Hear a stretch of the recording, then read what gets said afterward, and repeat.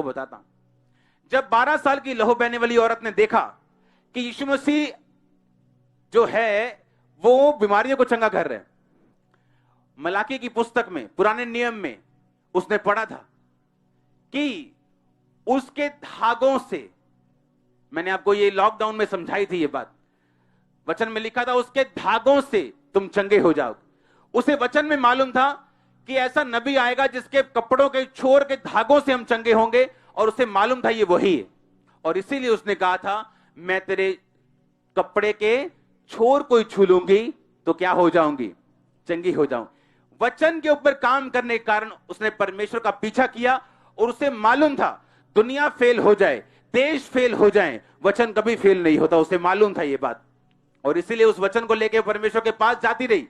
उसे मालूम था जाना आसान नहीं, कोई भी काम, कोई भी मिरेकल, कोई भी हीलिंग, कोई भी डिलीवरेंस आपकी सहायता के बिना नहीं होती। आपको वचन लेना पड़ता है, उसे अंगीकार करना, उस पर काम करना, वर्कआउट करना, उसको जीवित करना अपनी लाइफ में, यह आपके लिए जरूरी होता है। हालेलुया। और बाइबल कहती है इसीलिए जब वो परमेश्वर के पास गई, उसे मालूम था पुराने नियम की बातों को, उसने वचन पकड़ा हुआ था कि मैं उसके कपड़े के छोर को ही छू लूंगी तो क्या हो जाऊंगी, चंगी हो जाऊं। वचन को पकड़ के रखो।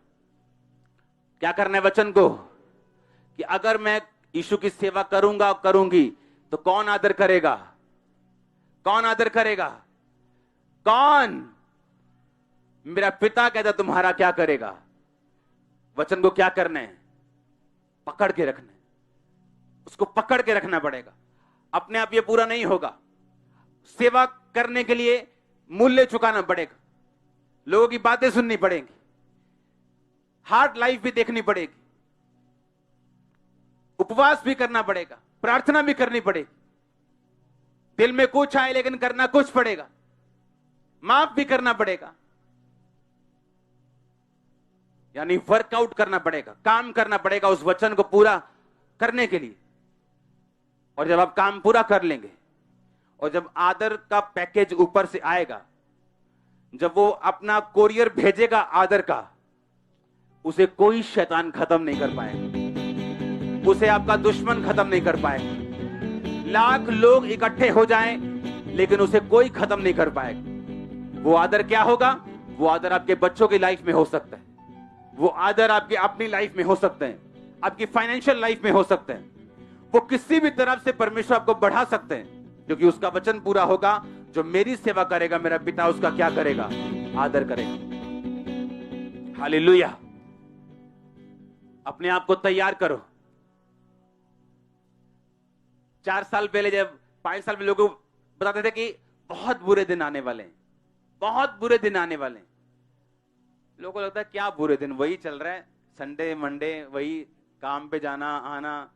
अब तो फेसबुक भी आ गई है, नजारे लेने पूरे, हुन तो ट्विटर भी आ गया जी, हुन तो नवा टिकटॉक भी आ गया, वो आके बेचारा चला भी गया। हाँ, क्या बुरे दिन आ जाए। अब उन्हें मालूम हुआ कि बुरे दिन किसे कहते हैं।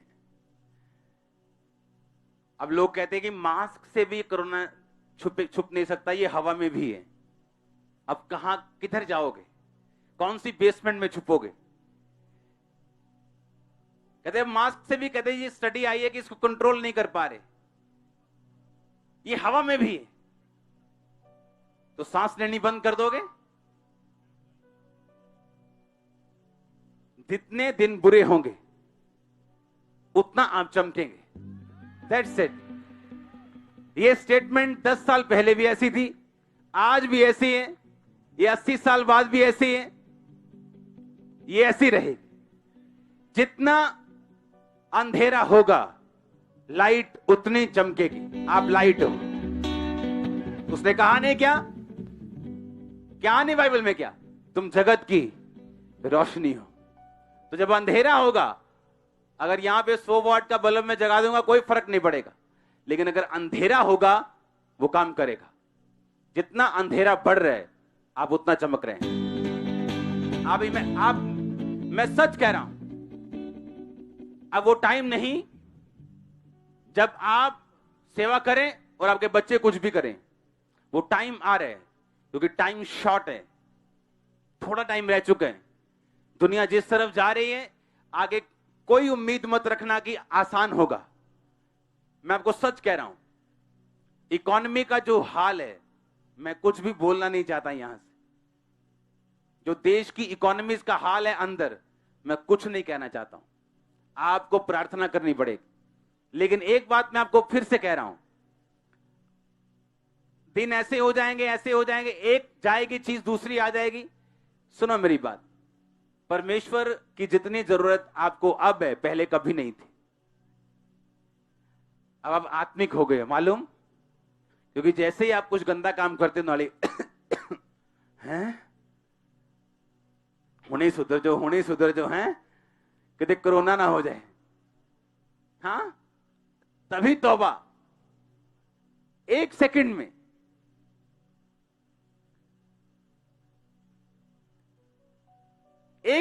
तौबा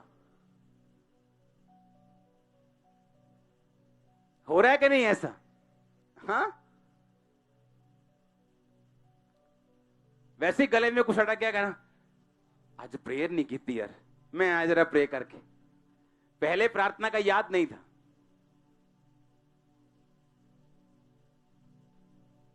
अफ्रीका में पता है क्यों ज्यादा लोग परमेश्वर को अच्छी तरह से मानने लगते?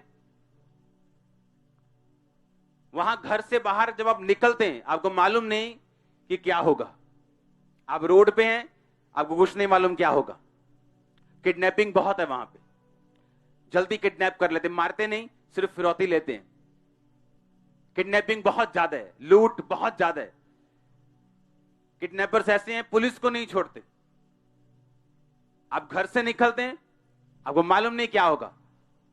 और जब उनको कदम कदम पर परमेश्वर की जरूरत पड़ती है, वो परमेश्वर के करीब हो जाते हैं।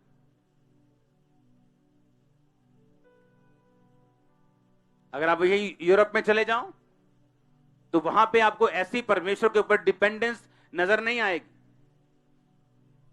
क्योंकि सब तरफ आसान है, सब कुछ आसान है। लेकिन जहां पर मुश्किल है, परमेश्वर का काम भी वहां पर ज्यादा है। इसलिए आप अधिक आत्मिक है बहुत सारे देश के लोगों से, इसलिए आपकी प्रार्थना कहीं अधिक है दूसरे लोगों से।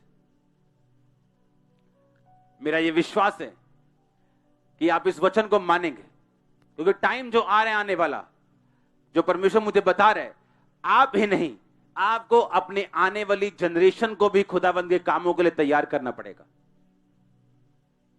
चाहे आप उसे डॉक्टर बनाएं, लेकिन आपको उसको सिखाना पड़ेगा कि आने वाला टाइम तुझे किस तरह से परमेश्वर का काम करना है। आप उसे एक्टिव रखेंगे परमेश्वर में, वो ऐसा डॉक्टर नहीं होगा जो 7 दिन हॉस्पिटल में रहेगा। वो ऐसा होगा कि संडे के दिन उसने गिटार पकड़ी होगी चर्च में। हां, वो ऐसा इंजीनियर होगा जो ये नहीं कि 7 दिन कंपनी के साथ, वो ऐसा इंजीनियर होगा कि 7वें दिन वो चर्च के बाथरूम क्लीन कर रहा होगा। हां, वो लोगों को बता रहा होगा। आने वाले टाइम में आपको इस तरह से अपने बच्चों को तैयार करना है कि जब वो बड़े हों, वो ऑलरेडी परमेश्वर के कामों में हों। उसका फायदा क्या? उसका फायदा ये, वो सुरक्षित रहेंगे, आप भी सुरक्षित रहेंगे। क्योंकि जैसे ही आप खुदाबंद के कामों में अपने बिजनेस को, अपने बोने को, अपने पैसे को, अपने ताकत को, अपने बच्चों को, सब कुछ आप दे देते हैं, उस पर सुरक्षा की एक बाड़ लग जाती। बाइबल कहती अय्यूब पर जब शैतान अटैक करने के लिए आया, तो बाइबल कहती है उसने, परमेश्वर ने पहचान लिया अय्यूब शैतान को उसके दूतों में, और परमेश्वर ने कहा ये कहां से आया? उसने कहा धरती पर घूमता घामता डोलता डालता आया हूं। परमेश्वर ने कहा अय्यूब को देखा, बुराई से दूर रहने वाला, मेरा डर मानने वाला, खरा मनुष्य धरती पर और कोई नहीं। उसने कहा हां देखा है, पर तूने उसके आसपास बाड़ा बांधा हुआ है। मैं जब भी उसे छूने जाता हूं, छू नहीं पाता, क्योंकि तेरी बाड़ उसके आसपास। अगर आप ध्यान से अय्यूब की लाइफ को स्टडी करें, अय्यूब सिर्फ एक विश्वासी नहीं था। बाइबल कहती है उसे चिंता थी अपने बच्चों को मसीह में लेके आने की, इसलिए उनके लिए होम बलि और मेल बलियां वो चढ़ाता था।